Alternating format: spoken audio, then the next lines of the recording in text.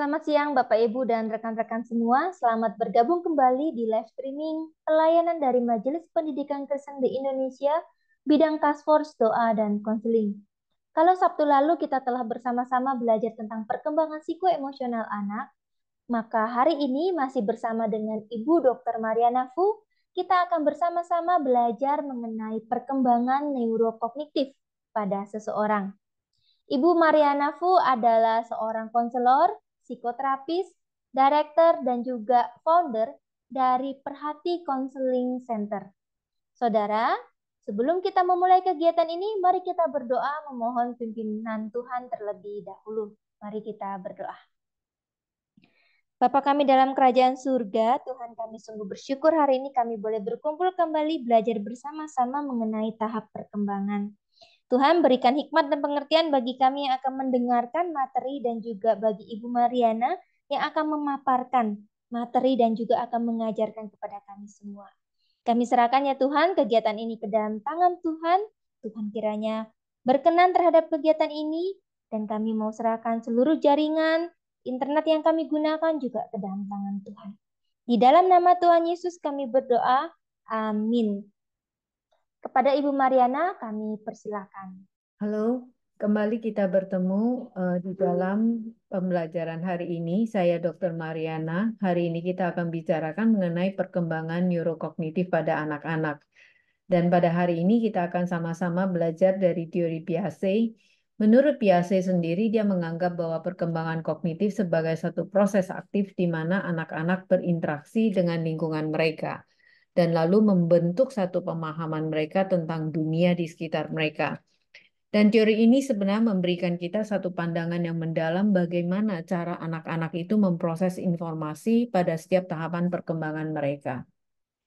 Nah, kalau kita lihat perhatikan di sini, di slide ini kita bisa lihat apa sih yang sedang terjadi dengan perkembangan otak waktu anak-anak sejak ada di dalam kandungan ibunya.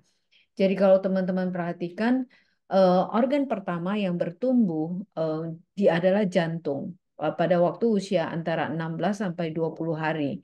Kemudian pada minggu yang kelima otak itu mulai bertumbuh. Mengapa sebenarnya kita perlu memahami ini? Karena ketika kita bicara dalam proses kognisi itu sebenarnya kita tidak terlepas membicarakan mengenai perkembangan otak pada diri seseorang. Jadi di dalam tahapan perkembangan otak waktu anak-anak masih ada di dalam kandungan itu ada beberapa aspek penting ya bagian otak kita yang penting yang mengalami tahapan perkembangan yang nanti akan mempengaruhi proses kognitif kita itu adalah korteks. Korteks adalah bagian dari executive function. Ya, executive function itu adalah bagian yang berproses untuk mengatur yang berfungsi untuk mengatur memorinya kita, pemikiran kita, belajar kita, reasoning, juga problem solving, emosi, consciousness, kesadaran kita, dan termasuk fungsi sensori. Jadi bagian korteks ini adalah bagian yang penting yang berkaitan dengan kognitif punya function. Namun, proses di dalam korteks itu tidak pernah terlepas dari thalamus dan hipotalamus. Dan thalamus adalah sensory hub di otak kita, dan hipotalamus adalah bagian organ di otak kita yang berfungsi untuk mengatur seluruh hormonal di dalam tubuh kita. Kenapa ini penting? Karena seluruh proses informasi ini membutuhkan bagian dari hipotalamus ini untuk mengaturnya. Kan mengatur khususnya hormonal yaitu cairan-cairan di otak kita nanti sederhananya. Jadi tanpa peran dari hipotalamus itu tidak mungkin ya, karena dia yang akan mengatur jaringan seluruh jaringan proses informasi itu berjalan di otak kita. Nah, kemudian bagian dari midbrain yaitu bagian tengah kita. Nah, apa fungsi dari midbrain ini adalah sebenarnya ada relay system di otak kita. Jadi transmisi informasi di otak kita dari pendengaran, penglihatan kita. Sekalian dari bagian midbrain itu juga memainkan peranan di bagian motor movement, ya gerak kita, yaitu sakit juga pain punya experience itu sakit juga diatur di bagian midbrain kita, termasuk dari siklus dari tidur dan kita ketika kita sadar dan tidur itu juga diatur di bagian midbrain ini. Dan midbrain ini adalah bagian dari central nervous system, yaitu sistem saraf pusat di otak kita. Dan yang terakhir adalah bagian dari cerebellum.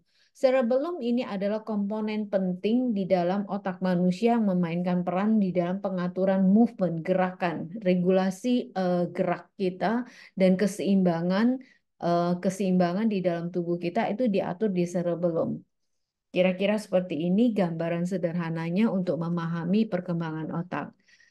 Next adalah kita akan melihat, lihat di sini gambar-gambar yang saya paparkan di sini, tahapan perkembangan otak itu ketika kita bisa melihat 25 hari ketika di dalam kandungan itu masih sangat sederhana. Dan seterusnya berjalan sampai 9 bulan, maka lengkap sudah, bukan lengkap, mungkin lebih tepatnya dia sempurna ya, keseluruhan organ itu sudah sempurna. Dan disinilah kita bisa ngelihat bahwa kelengkapan nanti waktu bayi itu lahir, mereka sudah mulai starting untuk memprosessing fungsi-fungsi untuk mengenali lingkungan mereka. Dan kita bisa melihat next slide lagi, kita melihat bahwa perkembangan otak 0 sampai 5 tahun itu kita bisa lihat ya dari yang sangat sederhana baru lahir 1 bulan, 9 bulan, 2 tahun dan kita menjadi dewasa. Jaringan-jaringan di otak kita itu terus berkembang dari yang paling sederhana sampai makin kompleks. Bagaimana bisa menjadi kompleks itu nanti kita akan bicarakan melalui pengalaman-pengalaman hidup mereka itu, stimulan-stimulan di lingkungan itu akan membuat perkembangan otak itu menjadi makin kompleks dan makin mature. Dan 0 sampai 5 tahun sering kita sebutkan sebagai sensitive learner, ya, yaitu fase perkembangan di mana anak-anak akan perkembangan otak itu sangat pesat dan anak-anak diberikan sesuatu, belajar sesuatu, mereka akan cepat sekali menangkapnya. Nah, Piaget mengatakan, next slide, bahwa tahapan pertama 0 sampai 2 tahun itu dinamakan tahapan sensori motor. Sensori motor ini adalah tahap di mana anak-anak mulai mengenali dunianya melalui indera dan tindakan fisik, ya, sensor. Jadi semua yang ditangkap oleh panca inderanya. Jadi semua yang dia bisa lihat, yang ditangkap oleh panca indera itu akan dipelajari, ya. Jadi pembelajaran melalui sensori motor. Nah, apa yang terjadi apabila terjadi hambatan di dalam tahapan perkembangan sensori motorik ini akan mempersulit mereka karena ini semua related dengan panca indera mereka. Jadi koordinasi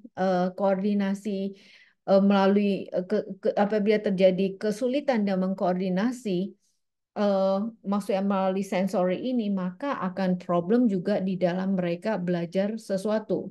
Contohnya, seorang bayi yang misalnya di sini saya berikan contoh seorang bayi yang mungkin dia ingin mencapai mainannya, ya, karena yang dia lihat mainannya di depan, dia ingin, sedangkan mainannya jauh.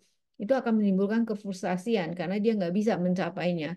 Tetapi maksudnya apabila anak ini di dalam kemampuan untuk mengembangkan keterampilan motorik ini tidak berkembang dengan baik, maka akan menimbulkan tadi kefrustasian dan dia merasa dia nggak bisa, ya, nggak bisa dalam belajarnya. Oke, tahapan selanjutnya adalah praoperasional. Praoperasional adalah tahapan di antara usia 2 sampai 7 tahun. Jadi pada tahapan ini munculnya kemampuan ya merepresentasikan simbolik ya, maksudnya seperti bahasa ya. Jadi setelah melewati fase sensori yang telah berkembang dengan baik, maka di dalam tahapan ini pemahaman anak yang masih meskipun mereka sudah bisa melihat secara simbolik, makna simbolik itu, tapi masih sangat terbatas sekali, yaitu pada persepsi yang mereka dapat langsung alami dan belum memahami prinsip-prinsip seperti logik itu belum. Jadi apa aja yang dia bisa melihat, ya, dia pahami, dan kemudian ada yang lebih lebih kompleks sedikit, namun eh, mereka hanya bisa melihat dari perspektif mereka aja, apa yang teramati oleh mereka. Jadi logiknya itu seperti apa, anak-anak belum bisa memproses seperti itu. Jadi mereka punya problem dengan pikiran yang lebih egosentrik ya. Jadi apa yang menurut mereka benar aja. Jadi kesulitan untuk memahami sudut pandang orang lain. Saya berikan contoh, misal seorang anak yang mungkin mereka sedang berpikir segelas air yang tinggi mana yang lebih banyak daripada gelas yang sama, ya isi cairannya. Mana yang apabila misal gelasnya itu lebih besar, ya mungkin padahal isinya itu sama-sama 1 liter. Mereka tidak bisa membedakan itu. Apa yang mereka amati, itulah yang akan menjadi judgement mereka. Oke, tahapan selanjutnya adalah tahapan operasional konkret, yaitu 7 sampai 11 tahun. Di mana pada tahapan ini anak-anak itu dapat berpikir secara logik, ya ini waktu mereka di SD nih ya. Jadi tentang objek yang mereka amati, tentang kejadian di lingkungan mereka, tapi masih sifatnya konkret, ya apa yang kelihatan. Dan mereka ini dapat mulai memahami prinsip-prinsip matematika, logika, meskipun masih sangat terbatas. Sekali lagi ini related dengan tahapan perkembangan di otak ya. Nah, masalahnya akan terjadi apabila terjadi hambatan, maka mereka akan sulit untuk berpikir abstrak, yaitu the next stages yang dimana mereka akan hadapi di dalam tahapan selanjutnya. Saya berikan contoh misalnya seorang anak yang mungkin mereka kesulitan untuk membayangkan solusi untuk suatu masalah matematika mereka yang abstrak. Dan jadi tanpa bantuan objek yang konkret, misalnya 2 kali 3, kita tahu dua, terus dibuat 3 kali kelompok itu, ya secara konkret itu mungkin dengan ada tools ya tertentu objek yang konkret itu mungkin mereka akan belajarnya lebih gampang, ya kira-kira seperti itu di tahapan operasional konkret. The next stage adalah tahapan operasional formal, ya di mana pada usia antara 11 tahun ke atas ya. Pada tahapan ini muncul kemampuan untuk berpikir ya 11 tahun ke atas yang menuju remajanya. Eh, di mana muncul kemampuan berpikir abstrak dan mereka mulai bisa mengeneralisasi. Jadi misal objek A merepresentasikan sesuatu dan seterusnya. Dan anak-anak ini mampu untuk memahami konsep-konsep yang abstrak ya, membuat suatu dugaan, hipotesa ya, dan berpikir tentang kemungkinan. Jadi, apabila terjadi hambatan pada fase perkembangan ini, mungkin mereka akan mengalami sikap yang mungkin agak sulit untuk menangani ketidakpastian mereka, ya, karena ketika mereka mulai bisa berpikir abstrak, mengeneralisasi konsep-konsep abstrak, namun sekali lagi di dalam tahapan ini banyak sekali question, pertanyaan-pertanyaan muncul di dalam kehidupan mereka apabila ketidakpastian itu that will be another problem di dalam pembelajaran. Oleh sebab itu pada tahapan ini yang kita namakan tahapan remaja ini menjadi tahapan yang penting bagi anak-anak apabila ada pendampingan dari orang tua. Apa yang kita bisa pelajari di dalam pembelajaran hari ini? Yaitu satu, yaitu kita bisa memberikan stimulasi yang sesuai dengan kemampuan kognitif anak. Ya, misalnya kita dapat memberikan beberapa hal, misalnya pendekatan untuk perkembangan kognisi mereka. Satu, misalnya dengan pertimbangan kita pertimbangkan tahapan perkembangan kognisi anak, yaitu di mana anak-anak pada usia tertentu mereka bisa belajar apa, ya. Jadi kita tidak jump up, ya. Jadi kita bisa menyesuaikan aktivitasnya, permainannya, materi pembelajarannya agar sesuai dengan kemampuan dan minat mereka. Dan yang kedua kita bisa pertimbangkan juga berikan pengalaman yang nyata ya, misalnya anak-anak pada tahapan sensori motorik dan praoperasional lebih baik mereka belajar melalui pengalaman langsung ya, karena konkret kan ya. Kemudian saya bisa berikan contoh misalnya ya, jika kita ingin mengajar anak-anak tentang alam atau tumbuhan dan kita bisa membawa mereka ke taman atau ke kebun botani ya, untuk melihat dan menyentuh langsung atau mencium tanaman secara langsung. Dan yang ketiga mungkin kita bisa menggunakan metode belajar yang lebih beragam. Jadi kita bisa menggunakan pendekatan belajar yang melibatkan berbagai indera anak-anak. Misalnya penggunaan gambar, suara, gerakan, sentuhan. Itu akan membuat anak-anak belajar dengan lebih real. Dan itu juga akan mengaktifkan berbagai bagian di otaknya.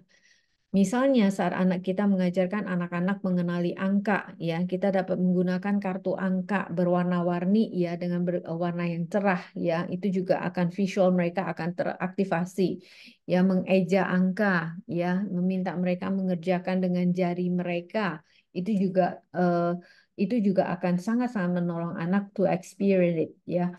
Yang keempat, mungkin kita perlu melibatkan anak-anak dalam permainan dan aktivitas yang menantang. Misalnya kayak kita bermain teka-teki, tebak-tebakan, ya, aktivitas yang membutuhkan pemecahan masalah. Contohnya, kita bisa minta mereka untuk mengatur urutan buah-buahan gitu ya, berdasarkan ukuran dan mengenai pola pada gambar. Dan yang kelima mungkin kita bisa fasilitasi komunikasi dan diskusi. Dan ini penting ya, jadi kita ajak anak-anak untuk berbicara, bertanya, dan berdiskusi tentang apa yang mereka pelajari. Dan ini akan membantu meningkatkan kemampuan verbalnya mereka. Ya, ingat tadi pada fase pembelajaran ya, waktu 3 tahun waktu mereka mulai belajar bahasa. Nah, saat membaca buku kita bisa lakukan misalnya membaca buku cerita bersama, ya lalu kita tanyakan cerita itu, karakternya, ya apa yang mereka tangkap, apa yang mereka bisa ceritakan ulang. Kemudian yang keenam adalah bisa memberikan umpan balik yang positif ya. Jadi pujian, ya penghargaan saat anak-anak berhasil menyelesaikan tugas mereka. eh, Mereka bisa melakukan sesuatu, kita memberikan encouragement kepada mereka. Ya, misalnya ketika mereka bisa menjawab teka-teki yang kita berikan, oh good job, hebat ya, kamu bisa menyelesaikan dengan baik. That's very important ya. Dan aspek yang ketujuh, mungkin kita bisa berikan lingkungan belajar yang aman ya. Jadi kalau kita ingin anak-anak kita belajar, ciptakanlah lingkungan yang mendukung eksplorasi dan kreativitas anak ya. Jadi berikan bahan mainan yang sesuai dengan tahap perkembangan mereka. Contohnya, misalnya kita memberikan suatu ruang bermain bagi anak, pastikan anak-anak punya peralatan yang aman, yang sesuai dengan usia mereka. Kemudian memberikan suasana juga itu penting banget ya. Dan yang terakhir adalah dukung minat anak dan bakat anak itu ya. Misalnya dengan mengidentifikasikan minat khusus dan bakatnya anak dan berikan kesempatan mereka untuk mengembangkannya. Dan berikan contoh, misalnya kita tahu bahwa anak kita tuh dari kecil suka minatnya itu mencoret-coret, mungkin dia punya bakat melukis, atau dari kecil mereka suka bernyanyi, ya kita berikan kesempatan kepada mereka untuk mengeksplorasi atau mengekspresikan minat mereka. Oh, terakhir, ya, kita perlu melibatkan orang tua dan guru. Nah, komunikasi ini penting banget untuk perkembangan anak-anak ya, sehingga anak-anak itu bukan hanya mendapatkan stimulan, tapi keterlibatan kolaborasi antara semua pihak itu akan membantu menciptakan lingkungan belajar yang mendukung mereka secara konsisten. Nah, dalam hal ini konteks pendidikan adakan pertemuan reguler antara orang tua dengan guru dan supaya mereka bisa berkomunikasi mengenai perkembangan anak dan apa yang kita bisa berikan dengan metode mengajar yang lebih baik. Terakhir, apa yang kita bisa simpulkan dari pembelajaran hari ini, yaitu kita belajar tadi tahapan perkembangan dari sensori motor sampai operasional formal. Dan setiap tahapan perkembangan itu ada PR yang mesti mereka kerjakan. Apabila terjadi hambatan, maka akan efek kepada the next level di dalam diri mereka. Dan yang terakhir adalah penting untuk memahami tahapan-tahapan ini agar kita bisa memberikan stimulasi dan stimulasi untuk pembelajaran mereka yang tepat dan sesuai dengan kebutuhan mereka. Terima kasih. Terima kasih Ibu Mariana untuk pemaparannya hari ini. Hari ini kita kembali diberikan sebuah wawasan dalam mengenal tahapan-tahapan perkembangan kognitif dan juga pentingnya neurokognitif dalam proses tumbuh kembang seseorang. Saudara, saat ini sudah terkumpul beberapa pertanyaan yang berkaitan dengan topik ini. Kiranya Ibu Mariana berkenan ya Bu untuk menjawabnya. Yang pertama Bu, ada yang bertanya demikian. Apakah perkembangan neurokognitif seseorang hanya berhenti pada tahap operasional formal saja? Apa dan bagaimana perkembangan neurokognitif pada dewasa dan masa lanjut usia itu? Apa saja tantangannya, Bu? Demikian pertanyaannya, Bu. Jawabannya tidak. Karena kenapa perkembangan neurokognitif seseorang tidak hanya berhenti pada tahap operasional saja atau operasional formal. Proses perkembangan kognitif itu dapat terus berlanjut di sepanjang hidup kita. Meskipun tahap operasional itu hanya mencakup kemampuan berpikir abstrak pada remaja. Jadi perkembangan otak dan kognitif itu masih dapat terjadi pada masa dewasa maupun lanjut usia. Nah, ini hopefully ini menjawab. Ada pertanyaan yang lain adalah bagaimana perkembangan neurokognitif pada dewasa dan pada masa lanjut usia, apa saja tantangannya? Sebenarnya pada masa dewasa dan lanjut usia, perkembangan neurokognitif melibatkan peningkatan pengalaman. Setelah seseorang mempunyai pengalaman, keterampilan, dan pengetahuan seiring dengan berjalannya waktu. Namun terdapat tantangan seperti penurunnya fungsi kognisi terkait dengan usia, mungkin dia menjadi gampang lupa ya, seperti gangguan ingatan ya, pengolahan informasinya menjadi lebih lamban ya. Jadi dia mengalami kemunduran gitu. Namun ada penyakit neurogeneratif seperti Alzheimer ya maupun demensia itu juga dapat mempengaruhi perkembangan neurokognitif pada lanjut usia. Ya, jadi penelitian terakhir 30 tahun terakhir dengan ditemukan neuroimaging kita tahu bahwa lebih banyak lagi hal-hal yang kita ketahui di dalam perkembangan kognisi seseorang atau perkembangan otak kita. Terima kasih Ibu Mariana. Jadi perkembangan kognitif itu akan tetap berlanjut ya Bu pada masa dewasa dan juga lanjut usia. Yang mana pada masa itu juga terjadi peningkatan pengalaman dalam hidup seseorang yang dapat mempengaruhi perkembangan kognitif seseorang. Ini ada yang bertanya Bu mengenai tahap sensori. Apabila tahap sensori motor pada anak mengalami masalah, apakah itu akan mempengaruhi perkembangan praoperasional anak tersebut dan tahap-tahap seterusnya? Bagaimana menurut Ibu? Jawabannya ya.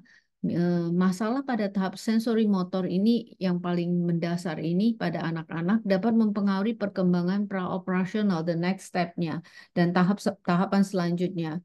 Contohnya jika seorang anak itu misalnya mereka mengalami kesulitan dalam perkembangan koordinasi motorik halus pada tahap sensori motor.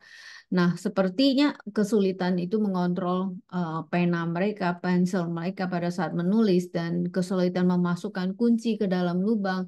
Ini hal-hal sederhana. Hal ini dapat menghambat kemampuannya untuk menguasai keterampilan di usia praoperasional. Saya berikan contoh kasus ya. Bayangkan seorang anak yang usia 4 tahun nih ya, yang mengalami kesulitan dalam mengkoordinasi gerakan tangannya.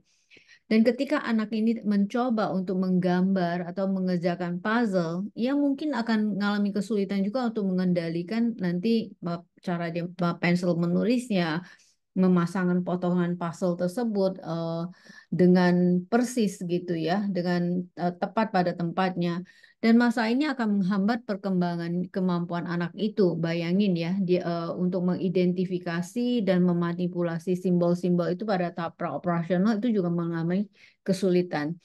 Jadi penting untuk diingat bahwa setiap kasus adalah unik adanya dan setiap anak itu unik adanya. Dan dampak masalah sensori motorik pada perkembangan anak dapat bervariasi. Jadi semakin cepat intervensi itu di awal seperti terapi okupasi atau terapi sensori motorik itu akan membantu mengatasi masalah anak-anak tersebut dan merangsang perkembangan pada tahap berikutnya secara lebih optimal. Iya, jadi fase sensori motor anak ini penting ya Bu untuk kita perhatikan ya Bu ya pada fase ini ya. Iya, baik sekali Bu. Berikutnya Bu ada pertanyaan begini. Menurut Ibu, apa saja faktor-faktor yang dapat mempengaruhinya? Mempengaruhi perkembangan kognitif seseorang yang perlu diperhatikan dalam tumbuh kembang seorang anak. Bagaimana menurut Ibu? Beberapa faktor yang dapat mempengaruhi perkembangan kognisi seseorang yang perlu diperhatikan antara lain adalah genetik punya faktor. Faktor genetik ini dapat mempengaruhi perkembangan kognisi seseorang karena kenapa gen-gen tertentu dapat mempengaruhi kemampuan belajar dan berpikir seseorang.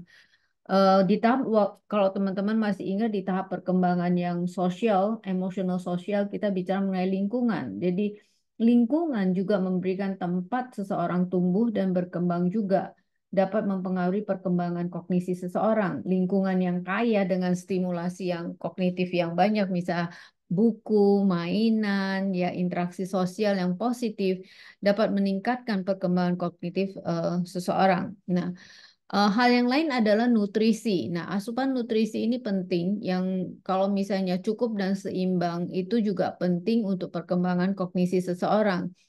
Kita tahu yang terjadi sebagai contoh aja di Jepang, ya setelah Perang Dunia Kedua mereka mengalami problem yang banyak sekali masalahnya. Tetapi dengan perbaikan nutrisi itu mempengaruhi kemudian perkembangan orang-orang Jepang ini menjadi lebih baik compare dengan sebelumnya. Ini ada studi juga ya. Nah, kekurangan gizi dapat berdampak negatif pada perkembangan otak dan kemampuan kognisi kita ya. Yang hal yang terakhir ada dua hal lagi yang terakhir yaitu stimulasi ya. Jadi stimulasi kognisi yang tepat juga dapat mempengaruhi perkembangan kognisi. Ya, misalnya berbagai aktivitas yang merangsang otak, misal bermain puzzle, bermain musik, berbicara, eh, anak-anak berbicara, sering berkomunikasi dengan anak-anak ya secara teratur itu juga akan meningkatkan kemampuan kognisi khususnya pada fase tahapan waktu mereka belajar bahasa. Dan yang terakhir adalah kesehatan. Kesehatan fisik dan mental seseorang juga dapat mempengaruhi perkembangan kognisi. Misalnya terjadinya gangguan kesehatan, dia sakit terus, itu juga akan menghambat perkembangan kognisi karena juga akan menghambat kegiatan-kegiatan lainnya. Baik, Ibu Mariana. Jadi ada banyak faktor ya, Bu, yang perlu kita perhatikan, apalagi bagi kita orang tua dan juga para pendidik ya, Bu ya.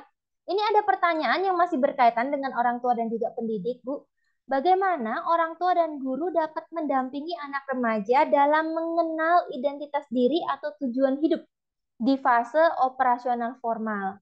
Mungkin ada beberapa insight dari Ibu Mariana yang berupa hal-hal praktis yang dapat menjadi panduan buat kita pada siang hari ini. Nah, mungkin orang ini masukan aja bagi orang tua dan guru ya, peran penting ini pada fase ini ketika mereka searching for identity, ingin mengenai tujuan hidup mereka. Berapa hal yang perlu diperhatikan yaitu sebenarnya pengalaman emosional, dukungan emosional itu menjadi penting bagi tahapan ini. Kenapa? Karena pada fase ini mereka sedang mencari. Pada saat mereka mencari, sebenarnya mereka ingin juga mereka dipahami, diterima, ya, dan didengar. Dan tahapan remaja ini sering sekali begitu banyak masalah terjadi ya. Jadi perlu kita pahami bahwa semua aspek sebenarnya emosional juga sangat mempengaruhi perkembangan secara kognisi. Hal ini akan membangun rasa percaya diri mereka dan eksplorasi identitas diri dan tujuan hidup. Next adalah mendorong eksplorasi ya. Orang tua mungkin dan guru bisa mendorong mereka untuk melakukan eksplorasi diri dengan mencoba berbagai kegiatan, hobi ya, minat mereka yang mereka miliki. Dan ini akan membantu anak menemukan minat dan bakatnya dengan mengenal diri mereka sendiri dengan lebih baik. Next adalah memberikan kesempatan untuk berdiskusi ya pada saat ini karena mereka banyak pertanyaan yang akan muncul di fase remaja ini. Dengan kita mengajak mereka berdiskusi termasuk nilai-nilai keyakinan dan tujuan hidup itu juga akan membuat mereka berpikir ulang. Jadi tips saya selalu bagi orang tua adalah ajukan pertanyaan daripada kita menjudge, menghakimi mereka dan melabel mereka. Aspek yang lain saya pikir kita perlu memberikan contoh yang baik ya, baik orang tua maupun guru ya, kita perlu memberikan contoh untuk nilai-nilai positif sesuai dengan tujuan hidup yang diinginkan dan kita coba untuk membantu mereka untuk memahami melalui aplikasi di dalam hidup kita sendiri sehari-hari. Dan terakhir saya pikir orang tua dan guru dapat mendorong refleksi diri ya. Jadi anak-anak diajak berdiskusi ya, berbicara ya. secara kita menolong mereka melakukan refleksi diri secara teratur, misalnya dengan menjurnal, mengenali emosi mereka, meditasi, ya, dan diskusi dengan orang-orang yang terdekat, ya. Tadi saya tambahkan lagi sedikit mengenai lingkungan. Ketika anak-anak berada di lingkungan yang positif, mereka juga akan tumbuh menjadi anak-anak yang positif, ya. Saya balik lagi, refleksi diri itu bisa dilakukan dengan journaling, ya. Coba mereka membuat catatan-catatan sebenarnya apa sih yang mereka mau, apa sih yang mereka ingin capai di dalam hidup mereka. Kayaknya sudah selesai pertanyaannya. Hopefully ini menjawab. Kita ketemu di dalam pertemuan yang selanjutnya. Terima kasih. Terima kasih Ibu Mariana. Penting bagi orang tua untuk memberikan dukungan emosional dan juga ruang buat eksplorasi serta juga ruang untuk diskusi ya Bu ya pada tahap-tahap ini, apalagi tahap-tahap pada anak remaja sedang mencari pencarian identitas diri. Sekali lagi Ibu Mariana, terima kasih sekali untuk pemaparannya yang luar biasa pada siang hari ini dan untuk jawaban-jawaban yang sangat jelas dan tentunya sangat berguna bagi kami semua, bagi kita semua yang hadir pada saat ini. Kami diperlengkapi kembali untuk dapat mengasihi dan memperhatikan anak-anak kita semua maupun anak-anak didik kita. Untuk menutup kegiatan hari ini, mari kita mau berdoa memohon pimpinan Tuhan dan juga kekuatan dari Tuhan untuk dapat melakukan bagian kita di dalam tumbuh kembang anak-anak kita. Mari kita berdoa. Bapa kami dalam kerajaan surga, Tuhan terima kasih.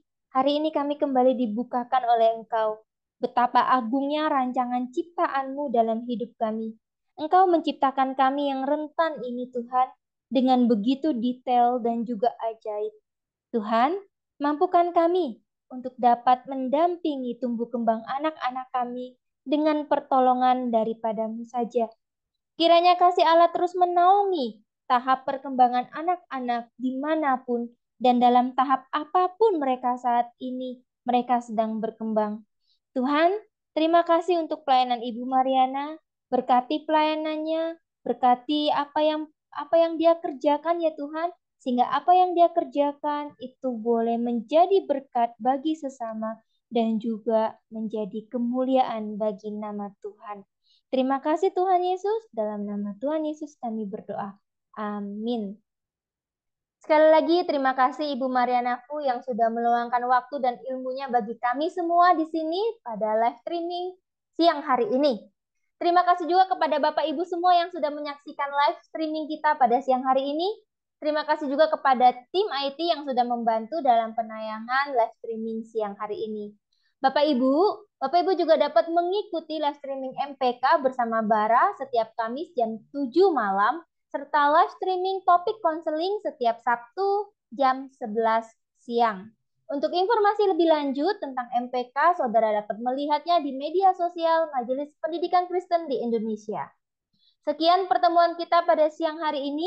Saya Dian dari tim Task Force Doa dan Konseling bersama dengan Ibu Marianafu beserta segenap tim dari Majelis Pendidikan Kristen undur diri. Sampai ketemu kembali di kesempatan berikutnya. Selamat siang, Tuhan Yesus memberkati kita semua.